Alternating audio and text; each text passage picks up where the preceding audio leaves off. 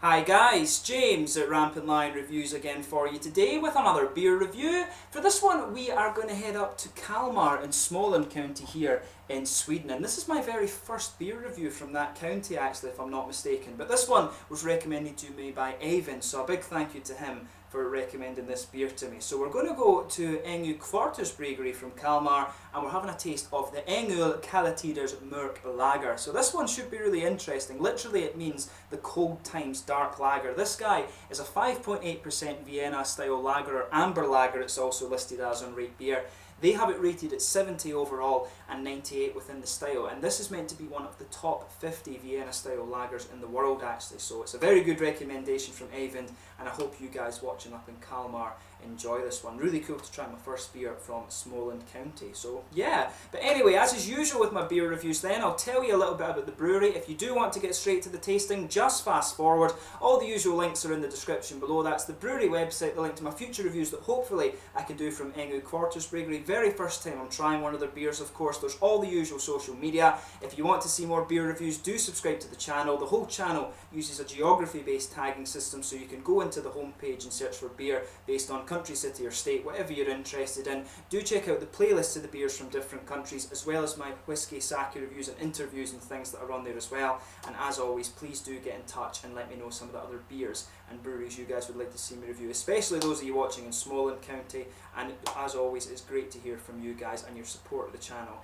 is hugely appreciated. So anyway, to tell you a little bit about Ängö Kvartersbryggeri. So Ängö Kvartersbryggeri are based in Kalmar in Smålands county in southeastern Sweden. Kalmar actually is where the bridge over to Öland is, the really kind of long, sort of skinny island actually. Meant to be a very beautiful place, and that's where Eivind is from actually. I need to go and visit it sometime, I'm sure. But this brewery was founded back in 2010 by Kalmar local Johan Håkansson, who had been homebrewing since 1993, just as a bit of a hobby actually. But the brewery is based in an old farmhouse in the Ängö district of Kalmar, and this used to be home to a company called NG Blomqvist Turnbinderi, which used to produce casks and kegs for local breweries around the Kalmar area. But this company actually went out of business in 1968, and thereafter the building was simply used as a storage warehouse. But the building underwent kind of extensive renovations in 2009 and 2010 to become home to the new brewery, and it's now equipped with a 1600 litre copper clad brew kit from Austria, and they have fermentation tanks up on the next floor. And this facility initially gave them an output of around 100,000 litres of beer per annum, but in April 2016 they actually moved to a new premises, and this is the old Gamax factory in Polhemsgatan in the city, and this new facility gives them an output of 500,000 litres of beer per annum. And this also means that their beers are now taken all throughout Sweden. They're distributed nationally now by Systembolaget. It didn't say on the website actually whether this was a Systembolaget guideline for how much beer you have to produce to have it distributed nationally, or whether this was just their own projection. So that's another interesting fact that I've kind of picked up about this brewery. They wanted to brew 500,000 litres of beer before they put their beer out on the national circuit. So yeah, a very cool brewery, and as I've always said, it's cool to try beers from new breweries for the first time as well. So definitely looking forward to this one. So just to list the other beers you can get from these guys, there's the Prima Lager, the Lotta Dagars, the Juvelivets, the Diabolisk. There's also this guy, the Kalatider, and they also have an Oktoberfest beer as well. So they've got a good little range of beers.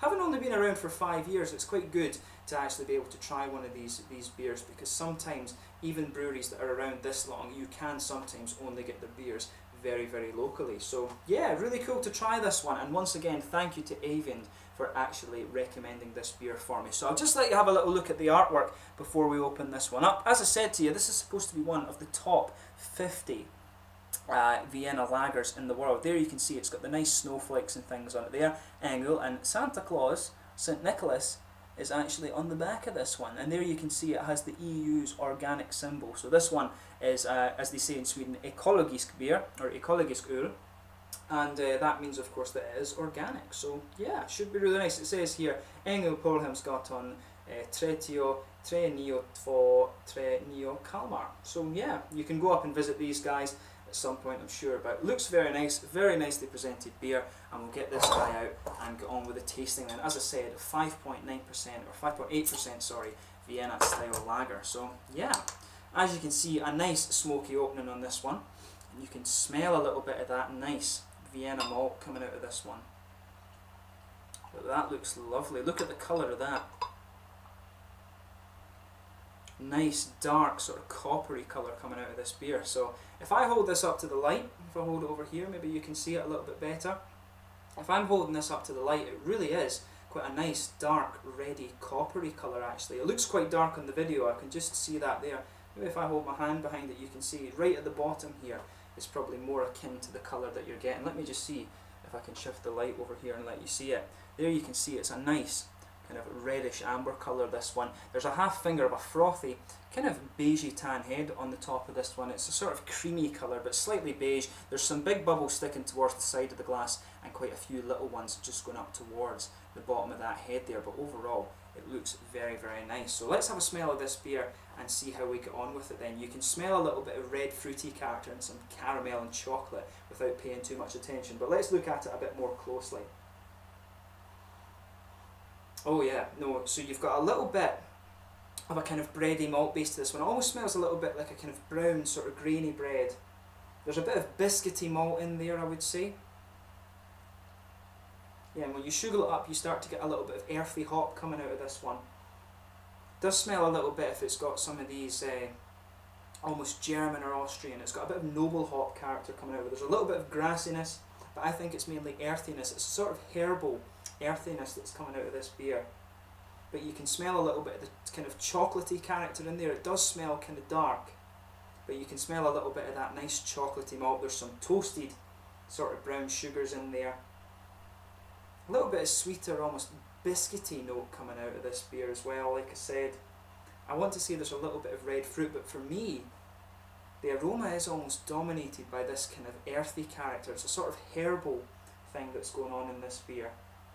And I found some organic breweries can actually have that kind of smell to their beers. They do smell quite herbal, even though the beers don't really taste like that.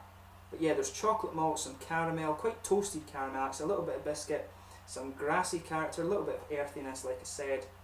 And when it was just a little bit further away from my nose, actually, I could smell a little bit of a kind of sweet, sort of candied red fruit ester from this beer.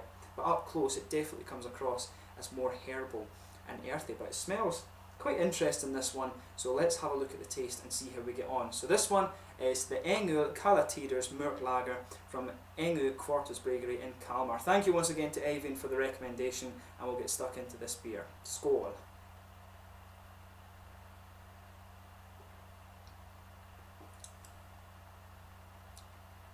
Oh yeah, that's nice. I tell you something, the smell on this one, like normally when I try beers that have that sort of herbal, that kind of herbal earthiness going on, I'm a little bit like, it kind of puts me off a little bit, if I'm honest. But then this beer, it kind of tastes completely different. It's actually very nicely done.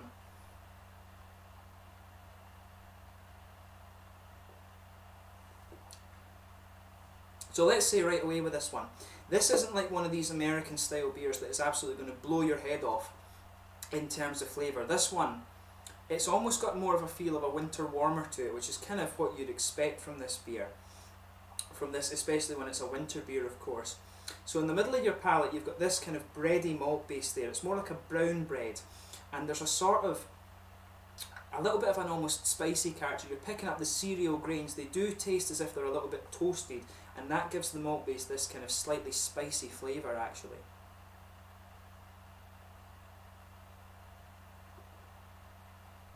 As I always say, just sugar the beer around your palate a little bit and let your whole mouth adjust to it. But as your mouth starts to get more used to the flavour of this beer, I think it gets a little bit sweeter. You start to get more of the kind of caramel flavours coming out of this one. There's a bit of toasted character in there. It does feel as if there's a little bit of an almost chocolatey flavour to this one, but really to me it comes across as more of a sort of toasted, grainy thing on this one. It does, the beer tastes like it's got a sort of brown bread base to it, and then there's some kind of toasted grains just chucked in on top of that. I can maybe get a little bit of chocolate on it as the flavour progresses, but I think it's more of a kind of toasted, grainy character and a little bit of a toasted brown sugar. There's some biscuity kind of corn syrup in this one too, which is quite nice. It does have that little bit of biscuity malt to it, and that's one thing that I always enjoyed about Vienna lagers.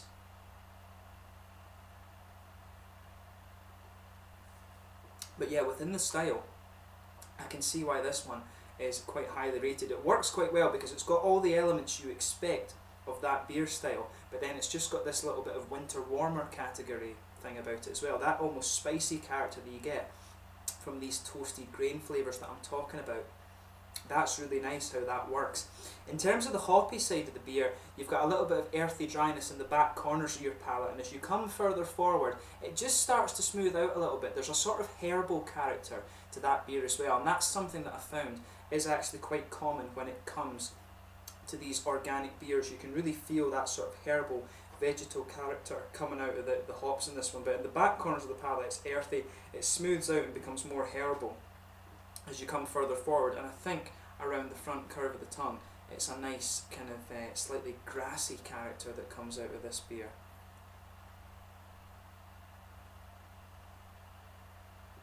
But yeah, that's nice. I can kind of see why in the Vienna lager style this one is rated quite highly. It's a good kind of session beer, this one.